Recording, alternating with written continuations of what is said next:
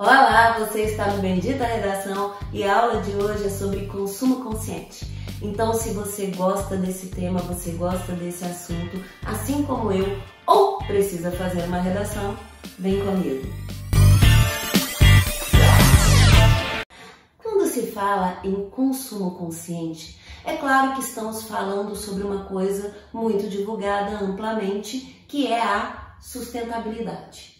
No entanto, a sustentabilidade é um conceito mais amplo, porque vai envolver questões como empresas, indústrias, países. Já o consumo consciente, ele está mais atrelado a uma ideologia, a uma postura social, a uma conduta, a um comportamento. Então, é bom deixar esse conceito claro antes da gente começar a escrever o texto. Eu vou apresentar para vocês alguns repertórios socioculturais. Lembrando que são só sugestões, você pode escolher outro de acordo com o seu texto ou a sua convicção. O primeiro que eu vou apresentar para vocês é o que nós chamamos de consumo ostentório.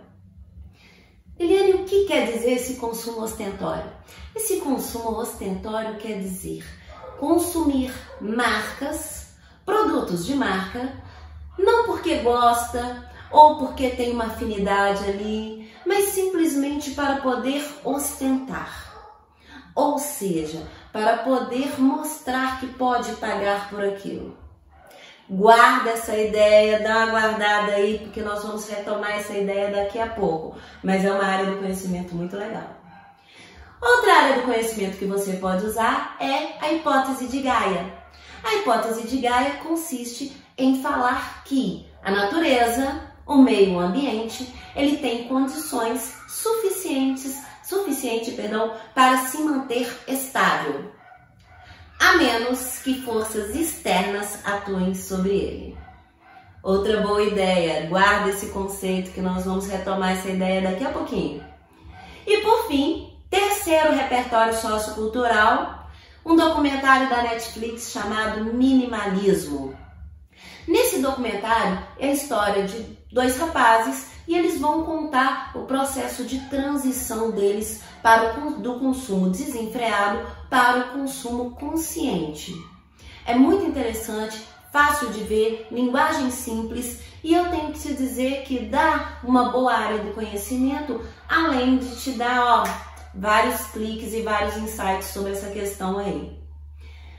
Terminado essa parte de repertório sociocultural, vamos falar agora um pouco sobre o que é ter um consumo consciente. Vamos começar por tópico que fica mais fácil para vocês. Vamos começar, por exemplo, com o primeiro tópico.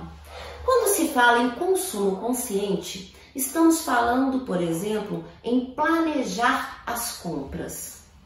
Tá, eu sei. Você vai virar para mim e falar: mas espera aí, Liliane, são só compras. Comece por aí. Por exemplo, quando você vai ao supermercado e vai comprar, por exemplo, frutas, legumes, verduras, se você não se planejar e não comprar o suficiente, vai ocorrer o inevitável. Você não vai consumir, vai gastar dinheiro e, infelizmente, esses alimentos vão acabar indo para o lixo. Tudo porque você não planejou.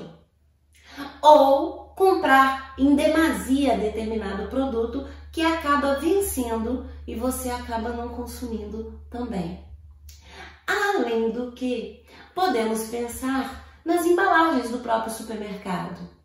É natural que a gente peça sacolinhas de plástico para a moça, né? Aqui nós temos duas opções. Primeira opção, que você leve a sua sacola reciclável, aquela que você vai para o lugar, volta com ela, vai para o lugar, volta com ela.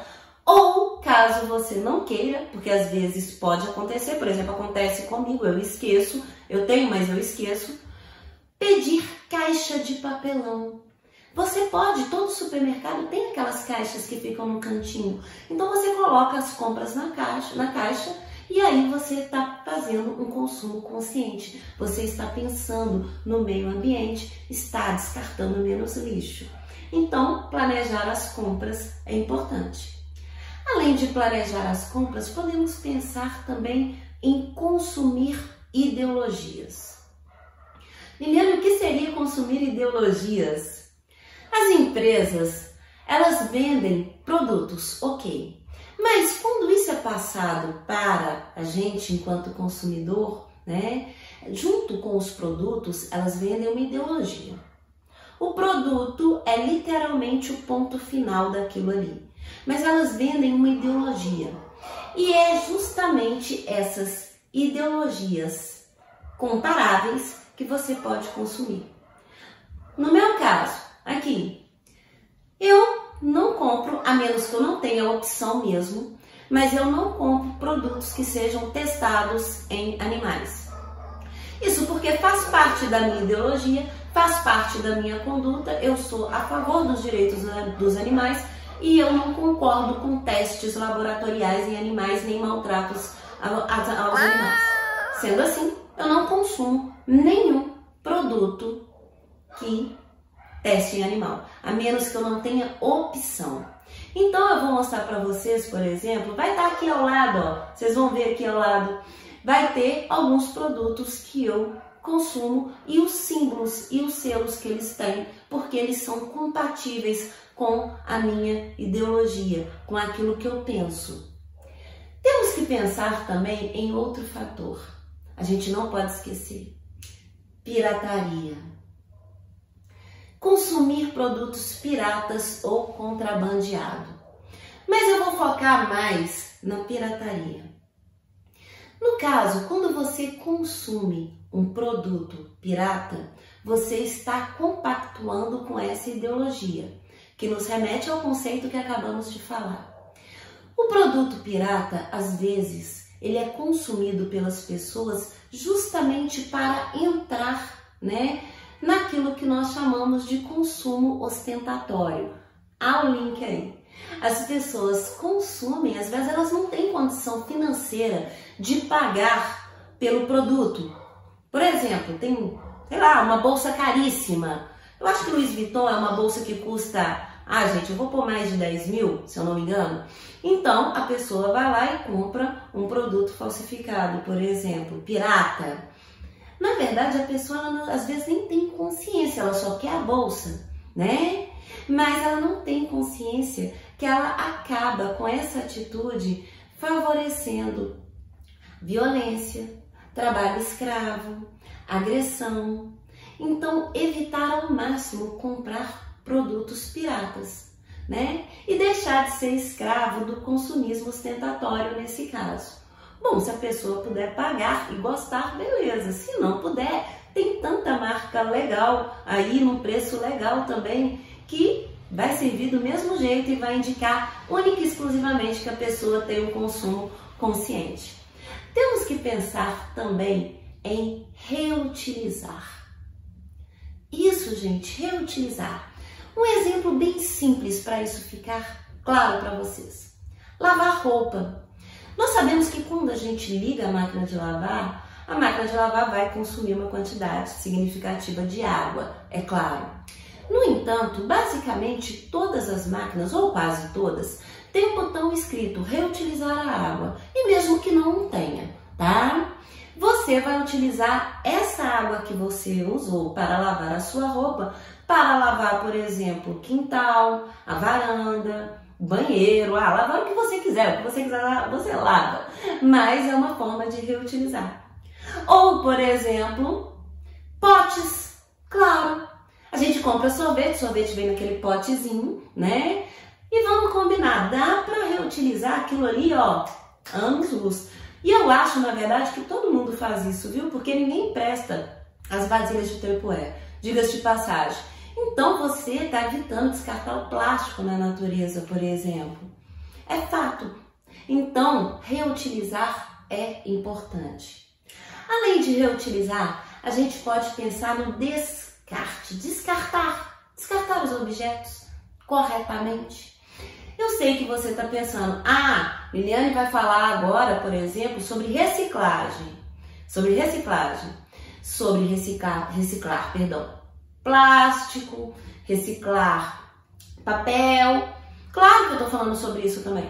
mas também aqueles objetos, aqueles elementos que trazem na sua composição produtos químicos que vão contaminar a natureza.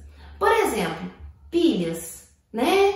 Sabemos que as pilhas contêm componentes, elementos ali que são extremamente metais. Vamos simplificar, vamos falar diretamente. Metais pesados que, se forem descartados de forma incorreta, vai contaminar o solo, vai contaminar a água e, diga-se de passagem, a água volta para você.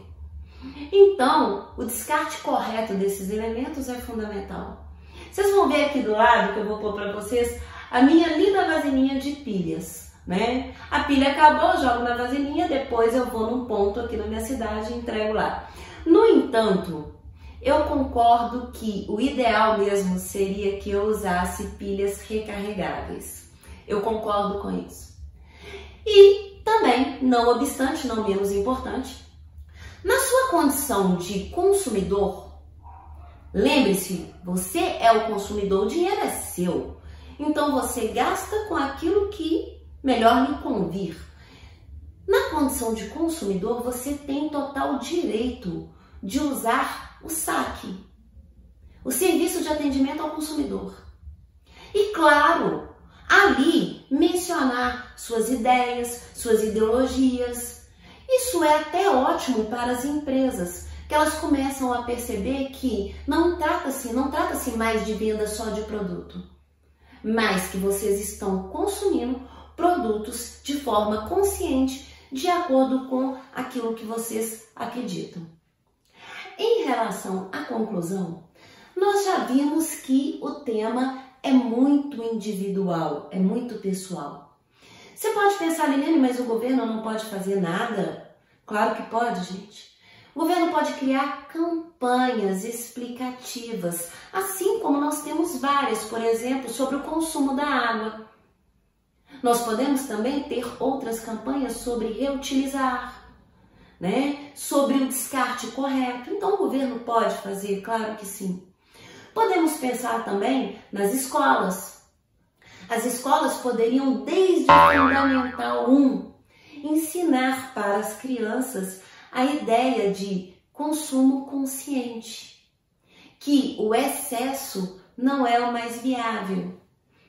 Podemos pensar nas escolas também ensinando as crianças a condição de consumidoras e que elas não são obrigadas a consumir aquele produto simplesmente porque está na moda ou porque as pessoas falaram que é legal e que ela pode ter produtos que estejam de acordo com a sua ideologia. Bom, eu espero que vocês tenham gostado da videoaula de hoje. Então, gente, qualquer coisa, comente, pergunte, eu estou à disposição. E eu tenho certeza de uma coisa, tá? Seu texto vai ficar show. Então, até a próxima. Um grande beijo para vocês. Tchau!